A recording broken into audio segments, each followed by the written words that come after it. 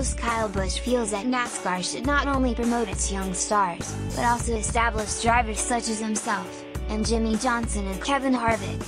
USA Today Sports Bristol, Tennessee. After a weird 2 days of racing in a weather environment that virtually ran the gamut, it seemed appropriate that these best driver win Monday's Food City 500, Monster Energy NASCAR Cup Series race at Bristol Motor Speedway. That driver is Kyle Busch, and he conquered the rest of the field, and all of the elements, to bump past Kyle Larson and win Monday's conclusion of the season's second short race. Busch won by .62 of a second, with Larson second, Jimmie Johnson third, rookie Stenhouse Jr. fourth and Alex Bowman fifth. The race's first 204 laps were completed Sunday before rain forced a postponement to Monday. Monday's resumption of the race was delayed again because of wet weather that included rain and sleet. Temperatures hovered in the 30s most of the day, the miserable conditions underlined by strong wind gusts.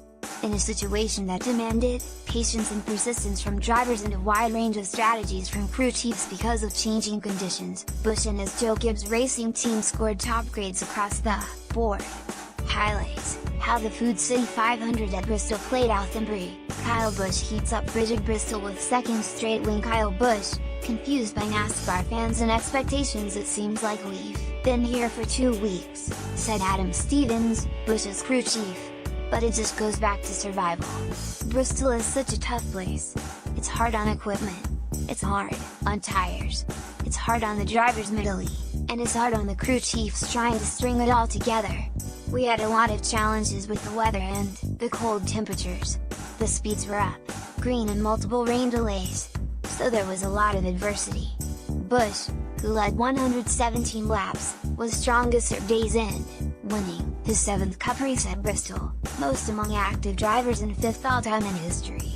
Brad Keselowski had showed strength earlier, leading 67 laps over 4 stretches, but he faded at the end, leaving Larson as Busch's only significant competition. When it comes down to the end, it's crunch time, Busch said. "You've got to go. I wasn't sure if I made my move too soon, but our car was fast enough that Larson never had a shot to get back to us to repay the favor." After the bump and run, Larson couldn't catch Busch.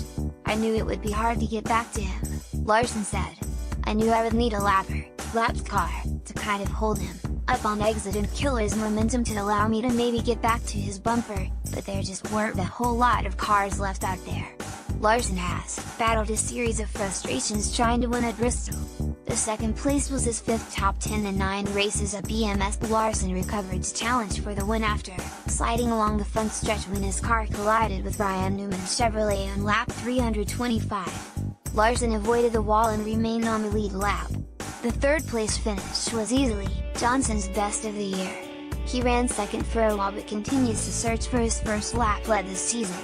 His third place run and a 5th by Alex Bowman gave Hendrick Motorsports, which has struggled to find his footing this season, a strong presence in the top 5.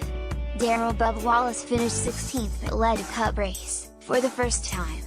He put Richard Petty Motorsports' number 43 Chevrolet in front for 6 laps from 375 to